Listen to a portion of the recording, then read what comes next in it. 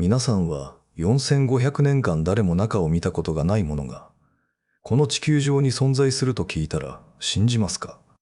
2023 年3月、エジプト政府が考古学会を震撼させる発表を行いました。ギザの大ピラミッドの北側入り口の奥に、隠された通路が見つかったのです。古代世界七不思議の中で最も古く、最も巨大な建造物です。長さは9メートル。幅と高さはそれぞれ約2メートルです。19世紀以降、このピラミッド内部で新たな空間が肉眼で確認されたのは、これが初めてのことです。そして、一番ゾッとするのは、発見に宇宙船を使わなければならなかったということ。4500年経った今でも、私たちはこの中に何があるのか、まだ分かっていないのです。この発見はミューオンスキャンによって実現しました。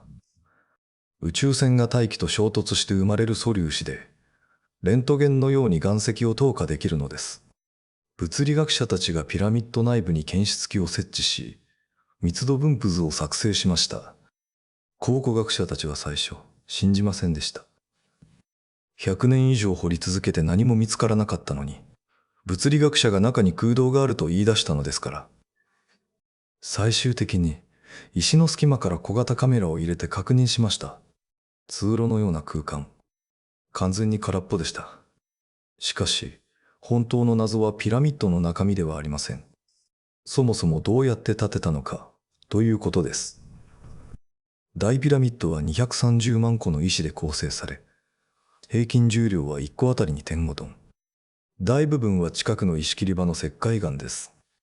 しかし、王の間には、800キロも離れたアスワンから運ばれた花崗岩が使われています。最も重要な部屋だけに、特別な石材が選ばれたのです。800キロ。東京から札幌までの距離です。新幹線でも4時間以上かかる距離を、車輪もなしに80トンの石を運んだのです。本当に信じられないのは、クフ王の時代、古代エジプト第4王朝には車輪がなかったということです。車輪がエジプトに登場するのは700年も後のこと。鉄器もない。青銅もない。あるのは銅だけ切り出そうとしている花崗岩よりも柔らかい金属です。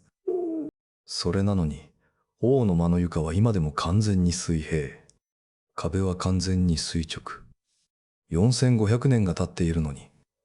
もし20年で建てたとすれば、これが定説ですが、2分から3分に1個、2.5 トンの石を積み上げた計算になります。昼も夜も。休みなし。20年間。正気じゃないですよね。何世紀もの間。話は単純でした。ピラミッドは奴隷が建てたと。何十万人もの奴隷が鞭に打たれながら。映画にはなりますが、事実ではありませんでした。2013年、エジプトとフランスの合同チームが、公海の港の洞窟でパピルスの巻物を発見しました。4500年前のその紙に記されていたのは、驚くべきもの、帳簿です。本物の会計記録。ある作業班の毎日の石灰岩の運搬量。そして最も重要なのは、労働者への食料配給の記録。この建設者たちは、報酬を受けた専門家だったのです。作業班には名前までついていました。最も重い石、王の間にある80トンの花崗岩を運んだチームは、クフ王の友と名乗っていました。まるで推し活のグループ名ですが、彼らはエリート中のエリートでした。石を一つ積むたびにチーム名を刻みました。名称が作品にサインするように。ピラミッド周辺の発掘では、労働者の町が見つかりました。2万から2万5千人が暮らせる規模です。毎日肉を食べていました。何トンもの牛や羊が毎日屠殺され、労働者を養っていたのです。古代世界では驚異的な豊かさです。これは強制労働ではなく国家プロジェクトだったのです。エジプト最高の技術者が集められ、地球上で最も豊かな文明が資金を出しました。そしてエジプトが豊かだった理由は2つあります。第一に、ナイル川が毎年7月から10月にかけて氾濫しました。破壊的な洪水ではなく、ゆっくりと穏やかに肥沃な土を砂漠一面に広げたのです。エジプト人は耕す必要すらありませんでした。水が引いた後に種をまくだけ。第二に、エジプトは天然の要塞でした。砂漠、海、山、沼地に囲まれ、誰も攻め込めなかった。侵略がなければ軍事費も不要。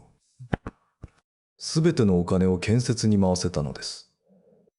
古代世界で唯一、死者のためにあれほどの巨大建造物を建てる余裕があった超大国でした。実は1978年、日本の大林組がピラミッド建設のシミュレーションを行っています。現代の技術なら作業員3500人、後期5年。費用は現在の価値で約300億ドル。古代の方法では20万人、30年、1000億ドル。現代の技術をもってしても、これほどの国家事業になるのです。大ピラミッドには、もう一つ失われたものがあります。頂上石です。エジプトのすべてのピラミッドには、磨かれた石で作られた先端部がありました。後の時代のピラミッドでは、金や金銀合金が使われることもありました。大ピラミッドの頂上石は数トンの重さがあったはずです。砂漠から146メートルの高さにそびえていました。それが消えたのです。いつ消えたのか誰にもわかりません。どこへ行ったのかも。考えてみてください。巨大な石の構造物が地球上で最も有名な建造物の頂上から消え去り、持ち去られた記録は一切ないのです。しかし、もっと大きな謎があります。ギザの三大ピラミッドの中から完全な王の埋葬が見つかったことは一度もないのです。有名なファラオのミイラ、ツタンカーメン、ラムセス、ハトシェプスと、すべて500キロ南の王家の谷で見つかりました。あの墓は地下にあります。埋葬としては当然の形です。では、王の間はなぜ地上43メートルの高さにあるのでしょうか。1922年のツタンカーメン墓の発見は全てを変えました。考古学だけではありません。墓の中の膨大な財宝が政治的嵐を引き起こしたのです。エジプトは法律を段階的に強化し、最終的に全ての文化財の国外持ち出しを禁止しました。この保護方針は強まる一方です。今日ではピラミッド地下の区域さえも、ピラミッド内部よりさらに大きな石棺があるオシリスの縦穴を含め、立ち入り禁止です。発掘は許可されていません。答えは私たちの足元にあるかもしれません。ただ、掘ることを許されていないだけです。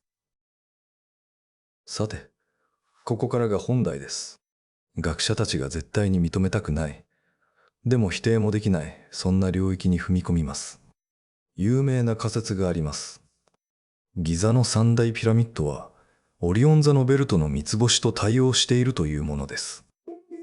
これらの星の位置は数千年かけて移動します。紀元前約10500年、12000年前まで巻き戻すと、一部の研究者はピラミッドとの配列が驚くほど近くなると主張しています。ただし、その一致がどこまで正確かには異論もあります。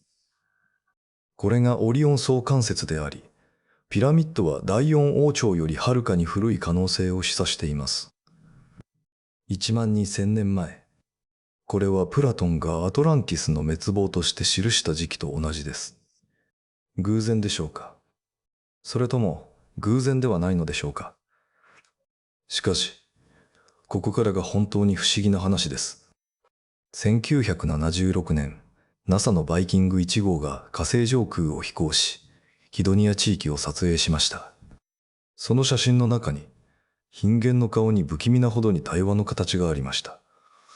しかし研究者たちがより注目したのは、その近くで見つかったもの、五角形のピラミッド型構造物、現在 D&M ピラミッドと呼ばれているものです。底辺の幅は 2.7km。高さは 1.25km。